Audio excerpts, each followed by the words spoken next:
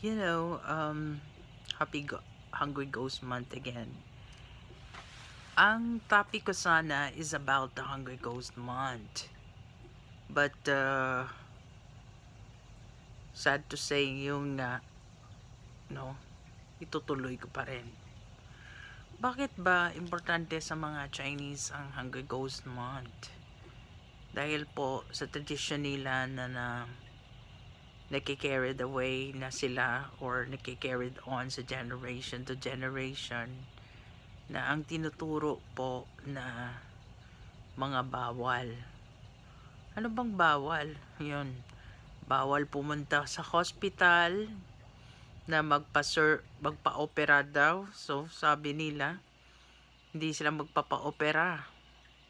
Dok, bakit hindi po magpapa-opera? Kasi natatakot nga sila na pagkagising daw, hindi na sila magigising after the operation na mangyayari daw sa Hungry Ghost Month. Kasi nga, maraming mga bad elements, mga bad or mischievous or malibulus, yung evil na mga hungry ghosts na galing sa impyerno at yon naghasik ng mga lagim sa mga tao. Pero nasa sa inyo na yung paniwala na yan. It doesn't really matter kung ano pong reliyon nyo or paniniwala nyo.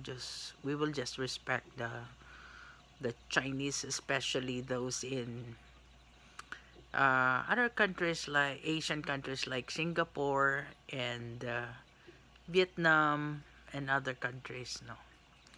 So, ito yung topic ko, bakit interested talaga ako dito. So, is it truly a Filipino na tradition or Chinese? So, sa ating mga doktor, hindi tayo naniniwala ng mga ganyan, di ba? So, kaya lang, syempre, tinatago rin natin yung katotohanan kung naniniwala tayo o kung hindi, di ba?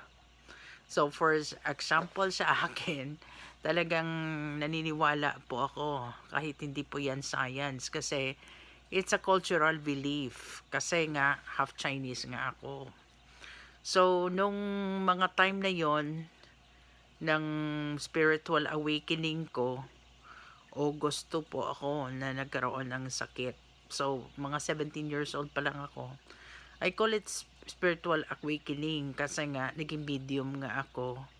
Tapos, yun ang naging doorway ko na mag-interest sa mga paranormal. So, later on lang ako naging doktor. So, marami po akong, fields. So, kasi nga, ayoko namang nag-struggle din ako kasi nga pinagtatawanan nga ako dahil nga sa aking paniniwala at sa aking ginagawa na pagiging albularya, no? O later on talaga nag-decide nga ako na magiging yun na maging psychic. I can predict through tarot. Talagang pinag-aralan ko rin ng tarot, astrology, at saka ibang divination. So, medyo mahaba-haba po ang video ko kasi inaalaw naman ni Meta ngayon na mahaba-haba yung video natin. So, itry ko lang na mag-explain sa side ko about the Hungry Ghost Month at saka yung ano ko sa cultural or traditional belief at saka sa medicine. Of course, sa mga Chinese, hindi talaga sila magpapa-opera ngayon. Mostly. Kahit anong educated pa sila o naging doktor pa sila.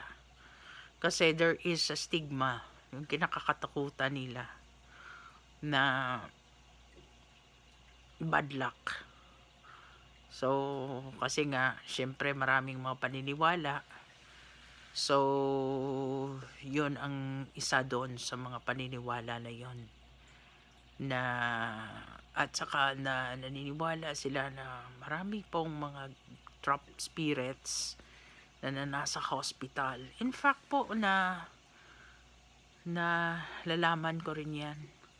Na-encounter ko rin yan during my medical years na nakikita ko po yung mga espiritu sa hospital ng mga bagong namatay, how they departed from the body, no? So kasi nga talagang open yung third eye ko, at saka yung purpose ko dito talaga sa mundo is to how to connect science with paranormal. Okay?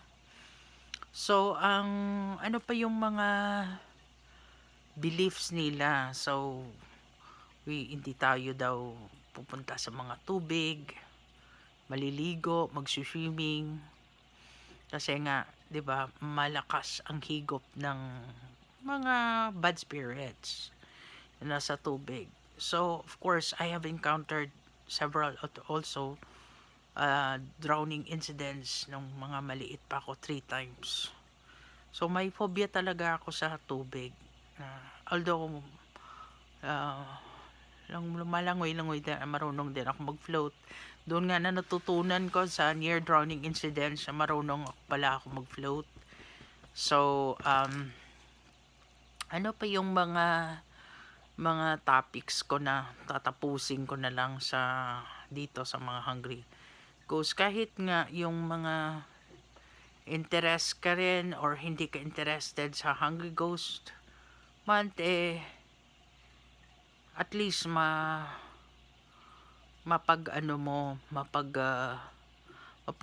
mo ng aral kung bakit ganon. May mga taong naniniwala sa ganong ano. So sa ating kasi noong mga ano pa lang tayo, yung hindi pa tayo na Christianized, ang mga Pilipino ay sumasamba po sa mga anito o mga elemental spirits na naninirahan po sa mga puno. So ang babaylan or shamanism ay pareho lang po yan. Pero yung sa Pilipino po na shaman, yun po ay babaylan. So ang babaylan hindi necessarily na nanggagamot. Isa po tong relihiyon o isa pong paniniwala na katulad po sa India na meron din silang paniniwala sa mga deity, GT, no? Mga diyosa, mga sa atin marami diyan sa Pilipinas na yung mga engkanto, yung mga element duwende, mga tikbalang. So, yun ang ating pinaniwalaan. At kung ano ka pa doon sa mga ninuno natin, practice mo pa yung mga ginagawa ng mga ninuno natin. Like for example, mag offer ng pagkain sa mga puno na which gagawin ko rin in due time sa ngayon sa aside from sa ating pong Pilipino sa mga nanggagamot o na spiritual at saka mga psychic po at saka mga albularya at saka yung nag-aalay po kami sa spirit guide namin ng pagkain or spirit medium, and mostly po kahit kanin lang, tubig, nilalagyan namin yung mesa para sa swertehin kami at saka gantipalaan kami ng mahabang buhay ng aming mga spirit guide. At ano ba yung iba, mga prutas, nilalagay nila yung mga prutas dyan sa mesa. So aside sa nilalagay tayo ng pagkain, mga suman doon sa mga kagubatan, sa mga puno, tapos mga ikamangyan. So ano lang ang diferensya nito sa mga sa mga Chinese? Ang ginagamit nila po is joss sticks. yung stick na pinakita ko sa mga ano ko na hindi po siya kamangyan. So ang sa atin, kamangyan ang atin, tapos nagbibigay lang tayo ng pagkain, alay sa mga espiritu na hindi natin nakikita. Ang question pa, kumakain ba yung mga espiritu na yan? Yung mga tanong natin, kinakain ba nila yung mga alay natin? Actually po, di nila siguro kinakain na makikita natin talagang kinakain nila. 'Di ba? Pero ang aroma ng pagkain, inamoy-amoy nila yan. Tapos, yung mga Chinese na nag-aalay ng pagkain, o mga Chinoy din sa atin, na ano nila, na notice nila, na pagtapos nilang ialay yung mga pagkain, ay parang bland na, wala ng lasa, o nawawala yung fragrant ng pagkain. So, sa atin, sa paano naman yung mga babaylan, anong sa atin kasi, sa babaylan o sa India, tinatawag nila yan na ang offering na food offering ay puja, no? So, sa atin, sa Pilipino, may mga practitioners pa niyan, lalo na yung sa mga indigenous na ang source talaga ng ating pagkain ay galing talaga sa nature. At tulad yan ng aso, ang mga tulad katutubo, no?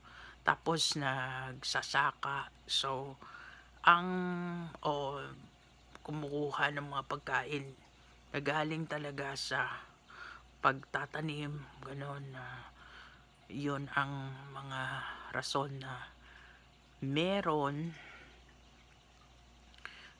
silang inaalay sa nature spirits na mga pagkain like malagkit, at kaya lang tsaka yung mga wine minsan, mga tuba, yun ang ano sa atin, no? So mga sigarilyo din, dahil sa kapre na naniniwala po tayo na nigarilyo ang kapre, diba? So yung mga mythical creatures po natin ay also mga beings po na pinaniwalaan din ng ibang lahi, no? Like we can see in the Greek mythology, mga mythological creatures. So kaya lang, syempre, dahil nga iba-iba na yung pagsakop sa atin ng mga Kastila, kinuha na nila yung paniniwala tungkol sa mga anito at saka sa babaylan. So, at ang tawag po nila sa mga babaylan ay mga bruha or witch. Na kung sa atin po, yung mga babaylan po, sila po yung nagpe-predict ng future. Mataas po yung ano nila sa lipunan, kasi nalalaman nila kahit anong mangyayari, di ba? So, kaya lang, syempre, dahil nga Kristyanismo na yung pinaniwalaan natin, so nawawala na po yung ating talagang kulturang bilang isang Pilipino. So, sa mga Chinese, hindi nila talaga pinala yun. Dahil nga, ang Buddhism at saka yung Taoism, yung Buddhism galing po sa India. Tapos, na naging Chinese po siya. Dahil ang follower niya si Tao, naging Taoism. Pero pare-pareho lang po yung paniniwala nila na nag-offer sila ng pagkain like puja. At saka sa India, ang tawag po ng Hungry Ghost Month is Ulambana. Ang Ulambana is yung isang monk, no, na nakita niya nung nanay niya doon sa hell, na nanghihingi ng tulong sa kanya, gusto nang kumain kasi nagugutom pero hindi niya matouch yung pagkain kasi nasusunog sa apoy ng impyerno. So, ano ginawa ng monk? Kinausap niya si Buddha. So, yun ang rason na sinabihan siya na mag-alay siya ng mga pagkain sa kapwa monk, mga damit, o mga ganon. So, kasi ang bawat nating ginagawa na mabuti sa kapwa natin is a good karma po na nababalik po sa atin. Yan, kung patulad ng Christian din, no? Na kung gagawa ka ng masama, pupunta ka sa impyerno. Ganoon din, lahat ng mga religion, pupunta talaga sa impyerno. So, hintay-hintay lang tayo ng konti kasi papasok na rin yung yung Halloween. Pero pag Halloween po kasi na-base po yan sa Roman calendar. Ang Roman calendar ay nabi-base po sa araw, sa pagsikat ng araw, paglubog. Unlike po sa mga kalendaryo ng mga Chinese, nababase po yan sa lunar calendar, sa buwan. So sa ika-7th month ng lunar calendar po nababase ang Hungry Ghost. Kasi naman sa totoo naman, lahat ng mga espiritu ay nabibase po talaga ang paglabas nila sa full moon. 'Di ba may mga istorya tayo na yung mga aswang, yung mga kapre, yung mga maligno, lumalabas talaga sila sa bilog ang buwan. So lumalabas sila dahil nababase nila, yung na-attract sila dahil creatures of the night po sila. Hindi sila nag-i-exist sa sinag ng araw kundi sa gabi. At pero dahil nga kung madilim, naghahanap din ng liwanag. Katulad natin ng tao, no, kahit sa kadiliman tayo, sa maraming problema tayo, naghahanap tayo ng solusyon sa buhay. Naghahanap tayo ng kung saan na yung liwanag, no? So kaya maraming mga katulad ko na nagbibigay advice, nagbibigay hula dahil ang tao maraming problema. Kasi pinanganak ka dito sa mundo, di ka perpekto. May problema ka lagi. So kahit anong yaman mo na, may problema ka pa rin. So kung wala ka namang pera, problema mo pera. Kung mapera ka naman, may problema ka pa rin. So hindi lahat perfecto, no? So yun ang mga rason na ang iban po na mga ganitong mga paniniwala, katulad yan na may kapangyarihan po sila na mag-guide sa tao at tumulong sa tao. Dahil alam nyo ba kung bakit? Kahit anong mapira ka, kung magkasakit ka ng minaligno ka, minalas ka, totoo po yun. So maubos mo lang yung pera mo sa paggamot ng doktor, hindi kayo magagamot dahil yung sakit nyo spiritual.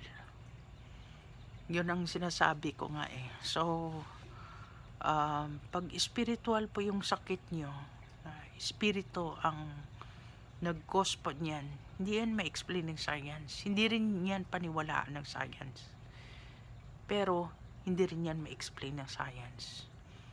So kung bakit nagkasakit ang isang tao, dahil sa spirit, evil spirit. Okay? So ang mga lahat ng paniniwala po ito sa buong mundo, wala po tayong i-judge, irerespeto lang natin. Dahil kung iisipin mo, interconnected lang po ang lahat nating relihiyon sa buong mundo at paniniwala. At may daan po yon ang science. No? Kahit di sila, kasi ang science is kung paano mo ma-explain. Hindi paniniwala ng science kasi kung science, you need explanation. Pero hindi lahat ng scientist ay hindi naniniwala sa Diyos. Kasi ang Diyos, hindi mo ma-explain kasi hindi mo naman makita. So, hindi lahat na mga scientist ay atheist. So, meron ding naniniwala sa Diyos at sa Spirit. So, yun ang talagang gusto kong bigyan tuon kahit na matagal-tagal na mga usapan to kung anong mga bawal sa Hungry Ghost Month, kung bakit malas to, at saka nilalagay ko paano kontrahin to. Kasi may iba nagagamit din nila yung kaalaman nila paano makontra yung kamalasan na dulot nito. Kasi sa history, coincidence lang ba o talagang wala pong dahilan o walang relationship ang mga petsa kung saan po nagkaroon ng natutuon talaga yung mga evil na nangyari sa mga tao during the ghost month. Example, ilagay lang natin 9/11 September 11 attack. So nangyari din yan sa ghost month. At marami pong mga sakuna sa mga eroplano, sa mga barko. Kaya yung iba, iwasan nila mag-travel ngayon. Kasi yung mga bad spirits, nag-i-influence po sila sa atin. Kahit di natin makita sila, ini-influence po natin na sila sa atin as a per people. Kaya iniiwasan na magsuot ng black, yung parang yin na color. Kasi po, nag-a-attract yan ng mga bad spirits. So, kung minsan, pag ganito yung mga mamalasin ka o di mainitin ang ulo mo, yung parang inaano natin yung mga mali. Iniiwasan natin kasi good vibes lang nga tayo. So, positivity. So, kung pwedeng maiwasan yung mga bagay na yon, bakit hindi? So, kaya, gumagamit tayo susuot tayo ng ibang color na matingkad. Like red, yellow, green. Yung basta hindi lang itim, no? At minsan, itim at puti. So, yun ang kung i-combine mong dalawa na plain na itim at saka puti. Ito naman, kung bakit naman ang puti, lapitin rin sa mga bad spirits, you know? Kasi nga, 'di ba sa mga Chinese, ang kulay ng patay ay white. Kasi nakikita mo 'yan graduation, 'di ba? Nakaputi or graduation nakaitim. So kasi kung graduate na tayo dito sa mundo na ito, sa isang patay, ang kulugan 'yan. Susuot na tayo ng puti. So sa mga Chinese, puti po ang ginagamit nila na damit kung namatayan sila. So, may mga pangontra din po na mga gamit sa kusina lang, no? Mga asin. So, maligo ka ng asin. At saka yung mga citrus, kalamansi, mga ganon. 'Di ba sa mga kaugalian nating mga Pilipino, pumapasok tayo sa kung may lamay,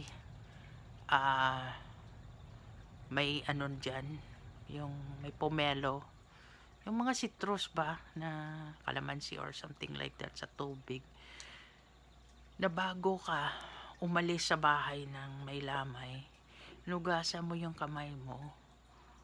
Kasi nga ayaw ng mga ghost ang mga citrus. Minsan, para good luck din yung magkaroon ka ng mga citrus plants, kalamansi, doon sa mga doorway mo sa pungsoy. So, aside from that, yung iba naglalagay ng asin or whatever, no, mga rock salt. Tapos, nagkikere sila ng mga lalagay lang nila sa plastic ng mga asin, no? Para hindi sila malasin. At higit sa lahat, ditong panahon na ito ay mostly ang iba talagang hindi nagko-contract signing.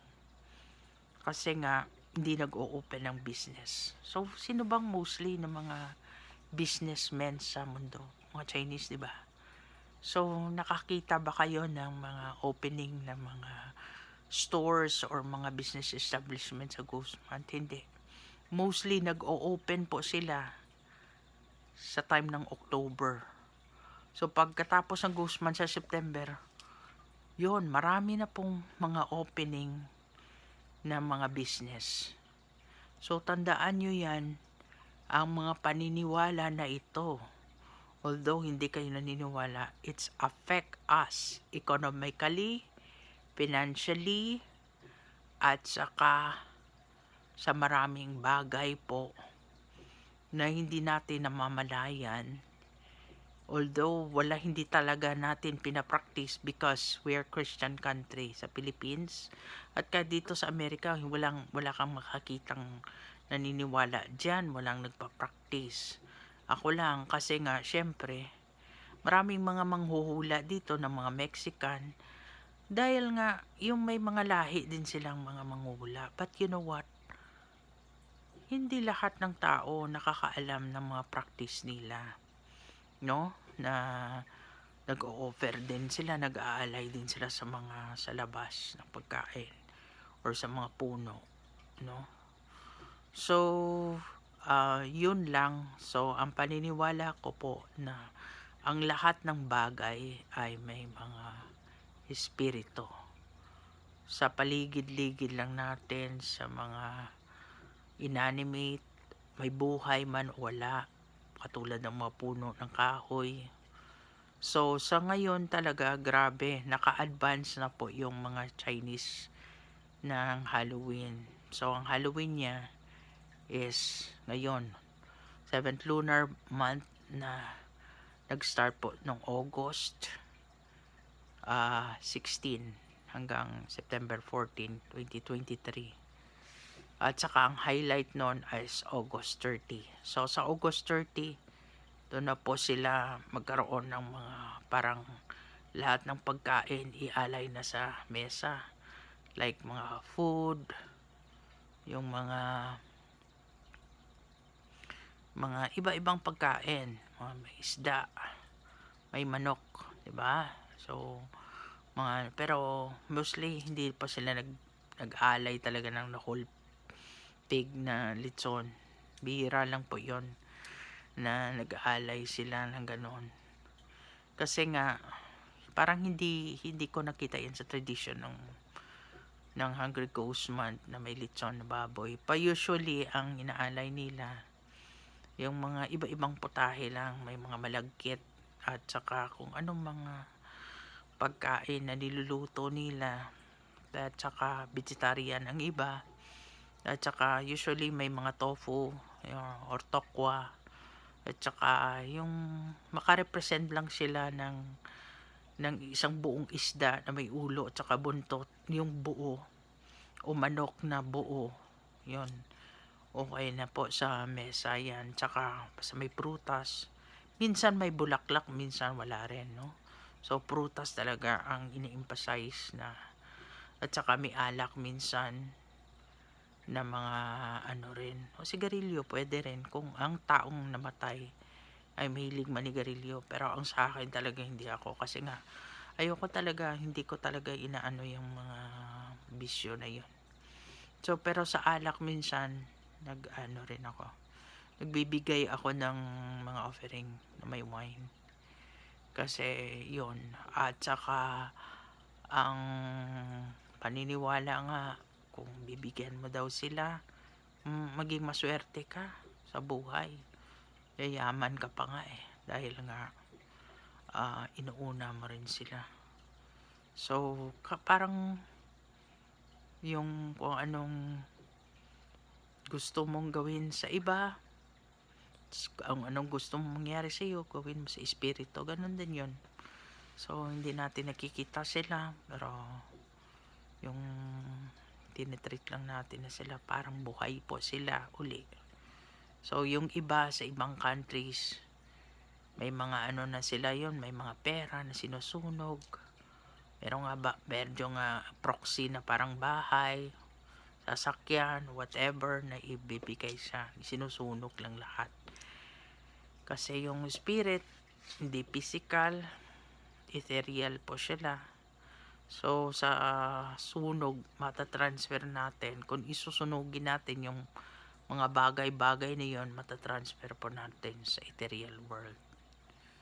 So, yun lang siguro yung masasabi ko ngayon sa part na long video ko tungkol sa Hungry Ghost Month. Pero may mga iba pa rin akong itatopic tungkol doon next time. Pero yung gagamitan ko ng panghuhula at saka yung mga mediumistic ability ko bilang medium at saka mga gadget na katulad ng mga moon blocks para talagang natin, matatanong natin directly ang espiritu ng mga tanong natin kasi nandito sila. So ang iba mababait naman, kasi nga hindi natin ma-judge talaga kasi purgatory din yan eh. So ang iba bumabalik din sa Diyos, katulad na yan ng mga engkanto. Hindi naman lahat ng mga engkanto masama, 'di ba? So ang iba nanggagamot dahil tumutulong sila at gusto nilang mapatawad sila ng Diyos na Ama. So kaya yan, nanggagamot yung mga engkanto, kaya may pinipili rin silang tao na vehicle para silang manggamot. Yung may mga taong manggagamot talaga na nagkasakit sila dahil nga sila ang pinili ng espiritu para maging albularya o albularyo. Yun na lang po sa ngayon, and till next time. Bye.